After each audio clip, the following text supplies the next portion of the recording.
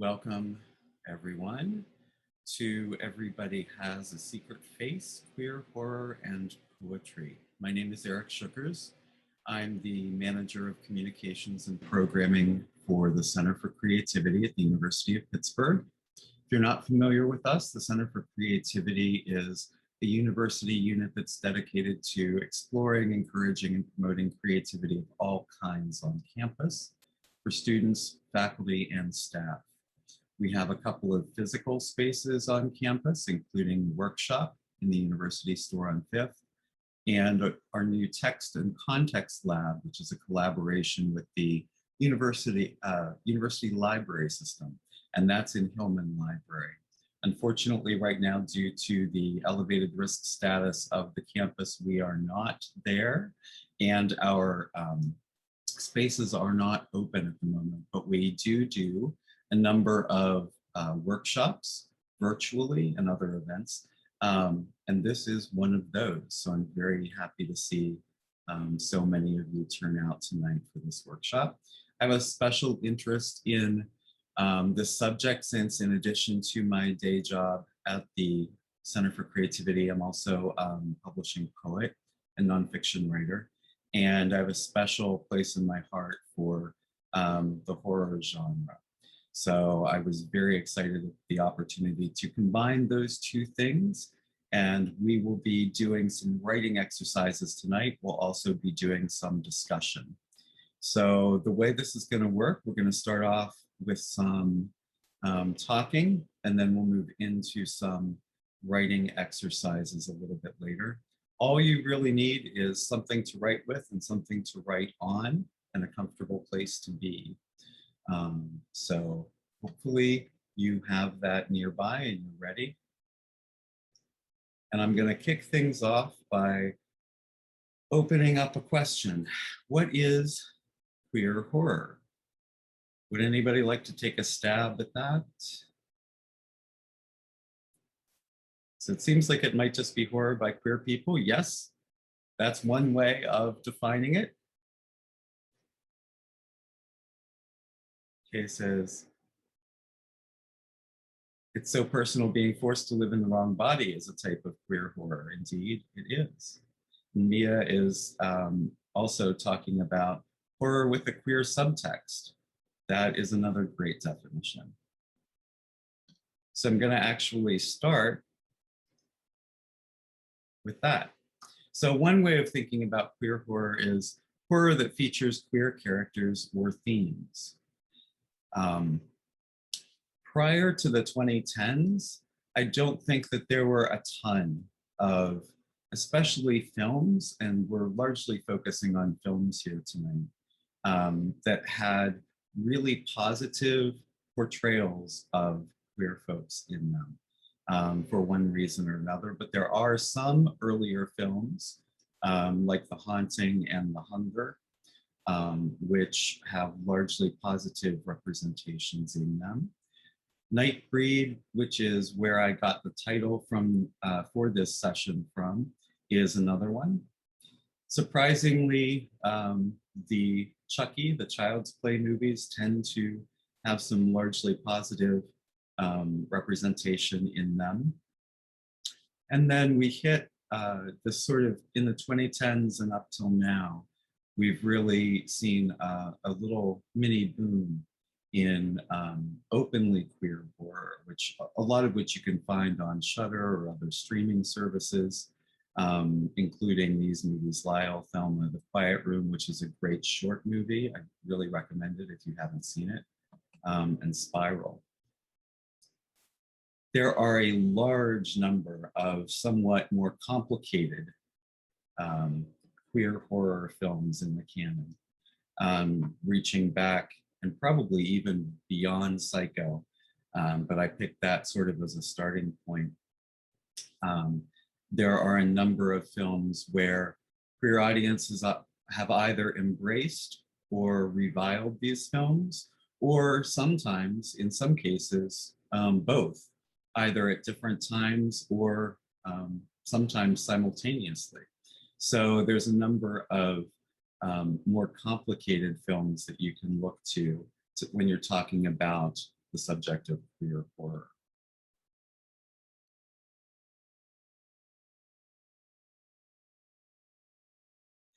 And a lot of queer horror actually comes from early Gothic novels.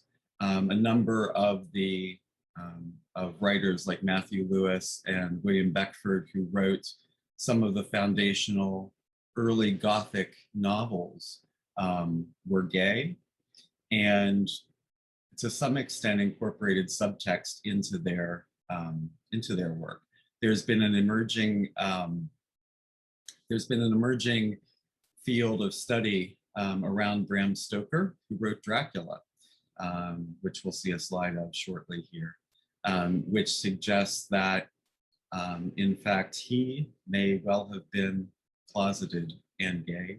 So a lot of the early sort of foundational texts of horror carry with them some element of queerness.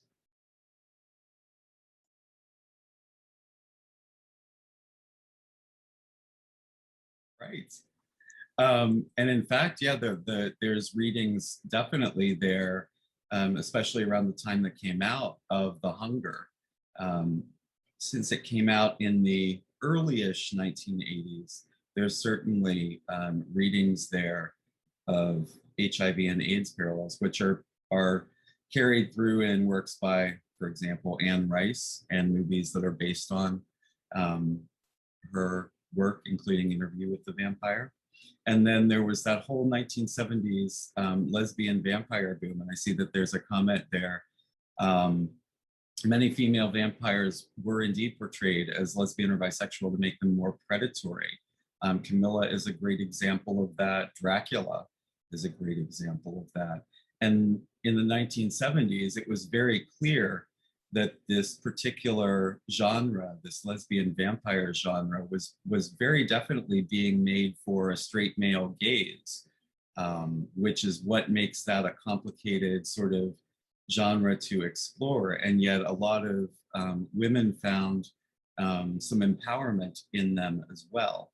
So it's an interesting and sort of loaded question to consider a lot of these films, especially ones like the ones I was just mentioning, and cruising. Trans people have often not been treated very well in horror movies. I'm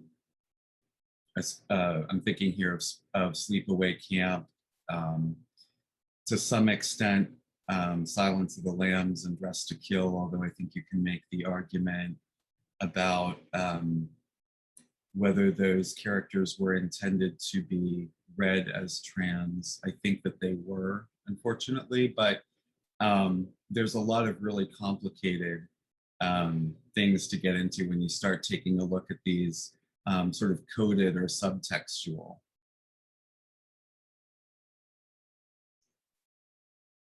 I wanted to include, I really love this picture, but I also wanted to include this quote by Craig Gidney, who is a writer of horror and dark fantasy and also gay, because I think it speaks to some of the ways that we consume or watch horror. He talks about, especially around the slasher movies in the 80s, there's this way that you identify more with the murderers than you do with the victims. There's a subtext in these slasher films, he says, where it's rampant heterosexual teenage promiscuity. And so you get to vicariously get rid of the jocks that were usually the biggest queer bashers. That's, I think, an interesting comment on the way that we watch horror. I think that queer folks often tend to watch horror movies in a somewhat different way than straight folks do. And I think back to my experience in the 80s of going to a lot of these movies in a theater. There were a lot of straight teenage couples there on dates. And I think it felt a lot of times like we were watching two very different films, because there's this way of identifying with both the villain and often with the one of the leads, the final girl being probably the most recognizable one, which is someone like Jamie Lee Curtis in Halloween, the person who escapes through, and usually a young woman, um, and manages to vanquish the monster at the end. So I think that there's this really interesting and complex way that we consume horror that is kind of fertily um, represented here. Another way of thinking about queer horror is horror created by queer artists. And I see Kay mentioned Clive Barker, which I have here on my list. So even going back to some of the earliest foundational horror films, like Nosferatu and Frankenstein, the folks who were creating them, and again, we're talking about mostly men because of the way the film industry has worked, and to some extent still continues to work. But F.W. Murnau, who directed Nosferatu, and James Whale, who directed a number of horror films and also had a wonderful representation in a film called Gods and Monsters, which was based on a novel that sort of reimagined his life. And I also recommend that if you can find it. Were gay creators. In the 60s and 70s, people like Curtis Harrington, who was an underground filmmaker, produced some really interesting psychological horror films. Rita Mae Brown, and a lot of people don't know, Rita Mae Brown wrote a slasher movie. Rita Mae Brown was a really prominent feminist and a lesbian. And in the 1970s and 80s, a lot of her work became really recognized and important, including a novel called Ruby Fruit Jungle, which is kind of a classic lesbian novel. Rita Mae Brown wrote this thing as kind of a parody of a slasher movie. It was picked up and directed by a woman director who directed it sort of as a, if you'll forgive the term, a straight horror movie. And so she had intended it as a kind of parody, but it was picked up and directed as if it were the real thing. And it's resulted in a really curious and interesting slasher movie from the 70s. Clive Barker, of course, with Hellraiser, Nightbreed, Candyman, and a bunch of other films, is well represented. And Don Mancini, who has created the Child's Play series more recently. So you can also think about queer horror in terms of work created by queer artists, regardless of whether or not it contains explicitly queer themes. So it's really, I think, kind of a broad category. And I feel like it's a little bit like one of the famous Supreme Court justices said about pornography: you know it when you see it, right? It's a little hard to define and wrangle a really specific definition of, but it's really easy to tell when you're watching it or reading it. I'm loving reading the chat. That's why I keep pausing. I sort of want to keep my eye on there. I love the comments that everybody is making there. So here's a little quote too from Alyssa Wong. And I love the way she describes this. I talked a little bit about Bram Stoker and some of the work being done.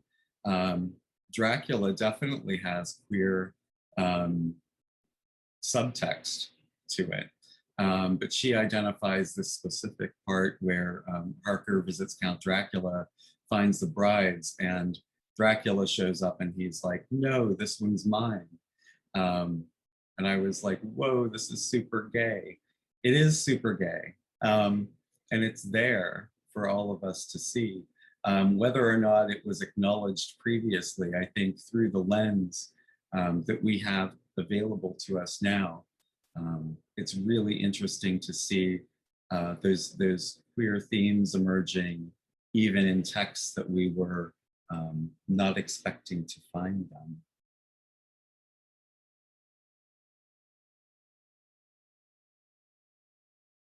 That's great. And it's so interesting that humor and horror are very close together a lot of times, right? Like someone said about comedy and tragedy, like it's a tragedy when it happens to you, but it's a comedy if it happens to somebody else.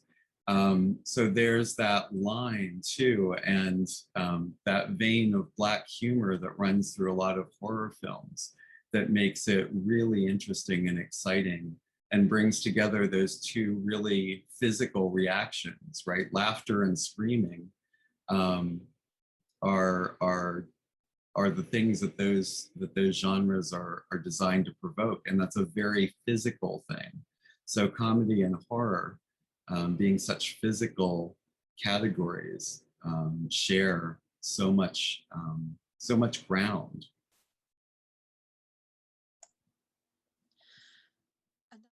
All right, so we're going to move ahead into our first exercise.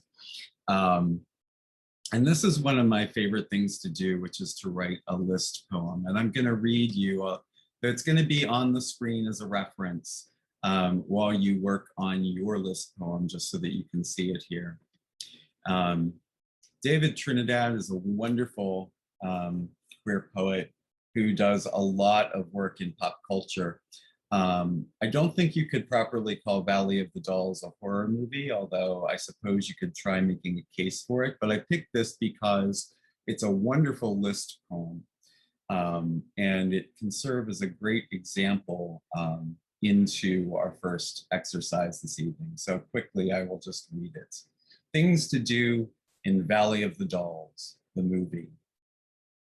Move to New York, lose your virginity, become a star, send money to your mother, call pills dolls, fire the talented newcomer, have a nervous breakdown, suffer from an incurable degenerative disease, sing the theme song, do your first nude scene, wear gowns designed by Trebia, become addicted to booze and dope, scream, who needs you?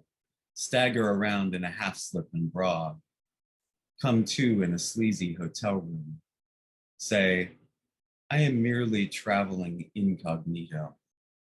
Get drummed out of Hollywood, come crawling back to Broadway.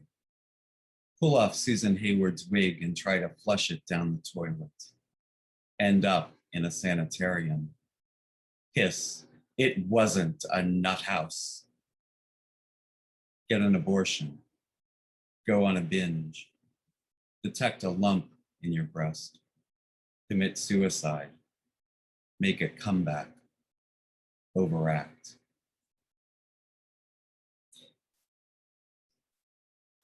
So what I'd like for you to do for the next 10 minutes or so is to take something to write with, something to write on.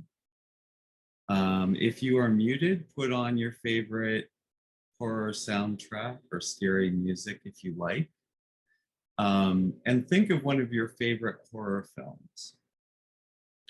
And I'd like you to create a short list poem with that film. You can start by brainstorming some of the scenes, props, dialogue, characters from the movie, and then think about putting them into action. Use an implied you in every line. So like David Trinidad, you're gonna start each line with a verb. Move, lose, become, send, call. And finally, once you have some lines together, consider the order in which you place them. That's where one of the real magical things about a list poem comes in. It has to do in part with what you choose to put in your list, but it also has to do with how you order that list. So you might go chronologically from beginning to end, as best you can recall. Or you might find it more interesting to start with the end and work back towards the beginning. Or if, for example, you're working up from a slasher movie, maybe you want to put all the deaths together, or you want to group your list by themes that are emerging. So once you've got your lines together, spend a little bit of time thinking about the order in which you want to put them in order to create the effect you want.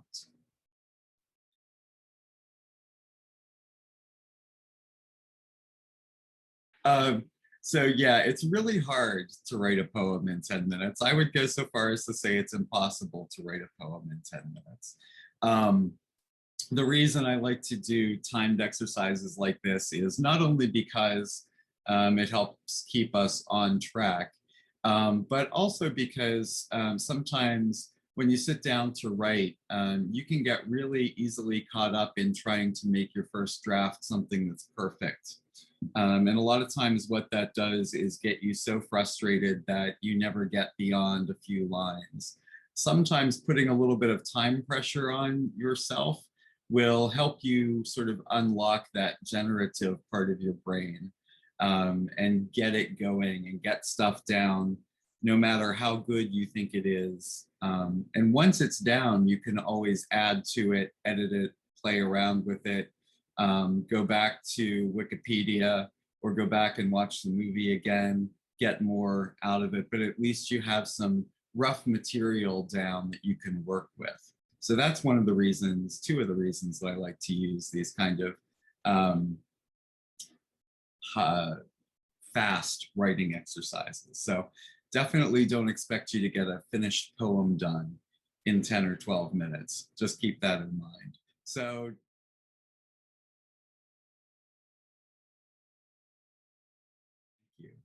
I'm gonna move us along to our second exercise by starting with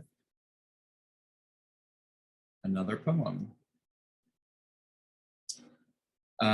by a really fun poet named Evan Peterson, who has done a lot of scary movie poems. And I highly recommend you Google his name and Carrie, because he does a wonderful performance of his poem on Carrie dressed up fully. So I really recommend you find and check him out. But here's Nancy Thompson, A Nightmare on Elm Street. 1, 2, Freddy's coming for you. Why these kids today dying with their headphones on, making messes. 3, 4, better lock your door. Death rises, smears the ceiling. Your friends are bags of blood, 16 going on dead as fuck. Nancy, honey, can we discuss what post-traumatic stress has done to your hair? 5, 6, get your crucifix. Your whole world goes runny. A membrane between darkness and blade. Come the cheese melty scarecrow, red in burn and claw. 7, 8, better stay up late. Don't fall asleep in the hospital, he'll scratch your breasts. Don't fall asleep in the tub, he'll scratch your thighs. Don't fall asleep watching Evil Dead, he'll scratch your eyes out. Still, the dream wound bleeds in broad daylight. 9, 10, never sleep again. I just love his poems. And that was a poem written to the main character from one of his favorite films, Nightmare on Elm Street. So in our second exercise, I'm calling it If Only I Had Known. So I'd like for you to write a poem of advice to one of your favorite horror characters. It can be a major character, it could be a very minor character. Somebody that you remember, maybe identified with, or would love to be able to talk to. So start by choosing that character and just spend a little bit of time Free writing. And what I mean by that is don't censor whatever's coming into your head. Let your hands keep moving. Keep writing down whatever comes to you and free write around the images and scenes that come up around that character. You can freely incorporate quotes or bits of dialogue that you remember as well. And think about what you most wish you could share with this character. What would you like to tell them? If you're stuck, I would recommend quickly writing a note or a letter to your character. Keep your hand moving and don't think too much about it. Let your sort of subconscious work come out by keeping your hand going and not stopping to think too much. You can stop to think when you want to actually take the material you've gotten out of your head and onto paper and arrange it. So I'm going to give you a little bit more time. I'm going to give you 12 minutes for this one because it's a little bit more challenging than a list poem. But put on some music if you like, get your writing stuff out, and go ahead and take a crack at writing an advice poem to one of your horror characters. All right, we're going to start now.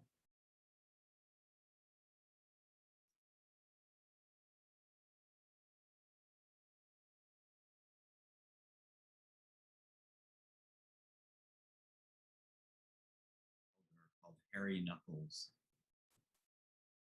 I want someone like you to watch scary movies with me. Underneath the blanket together on your mother's corduroy couch, like two Joey twins in a warm pouch, each of us suckling a soda pop straw and munching a bag of popcorn. On the screen, everything dripping, blood from sewing shears, drool from a lycanthrope's fang, a teardrop of terror. But I can still grab your hand when the blob absorbs another teenager. And I feel light brown hairs peeking from beneath the rings on your nervous fingers.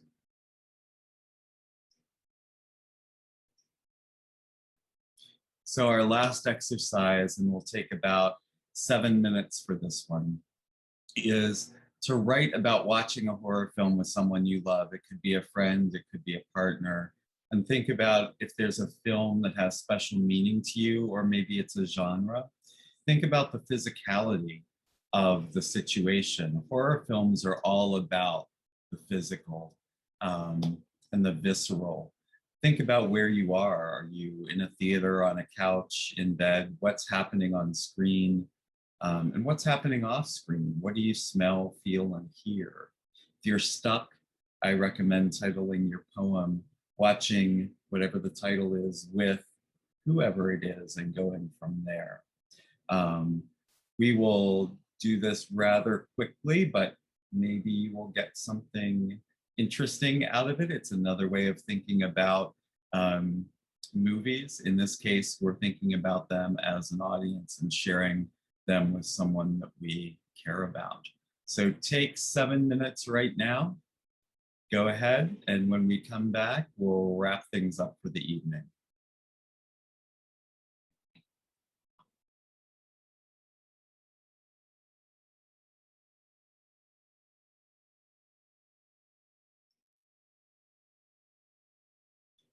So if you would like to share work with us, please do. So if you're an Instagram poet, you can always tag us if you post something from this workshop on there. Also, I'm not sure how promoted this is yet, but Pitt is doing a Pride showcase and welcoming creative work of all kinds, poetry, visual arts, video art, any kind of creative work is going to be accepted, and we will have a virtual gallery up online for people to visit. So if you're interested in submitting something that you've written for the Pride Showcase, just email me at creative@pitt.edu and I can send you the submission link. The web page, I believe, is not up yet, but we do have a link to the actual um, Qualtrics submission link, so I can send that to you. And I want to thank everybody who shared with us tonight. You're very brave and very wonderful. I can't believe what you all managed to do with like 7 or 10 or 12 minutes. So thank you so much for sharing that with us. Stay scared, everybody. So if you are interested in following what Pitt's doing with horror, there are 2 places to check out. The University of Pittsburgh Library System has a horror studies program. You can check out horrorstudies.library.pitt.edu. Also, the Honors College has a horror genre as a social force scholar community, which is open to students, faculty, and staff. And you can find that at the Honors College link that I've posted on there. The horror folks are doing really wonderful work and working with the George Romero Foundation here in Pittsburgh. We recently acquired, Pitt acquired the Romero Archives, which is a wonderful thing to have. And they are doing some fantastic pioneering work, including work on women in horror and on queer horror. So be sure to check them out if you are interested in the genre.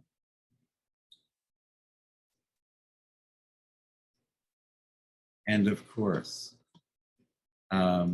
we'd love for you to follow us on Twitter and Facebook or Instagram. So please feel free to join us there.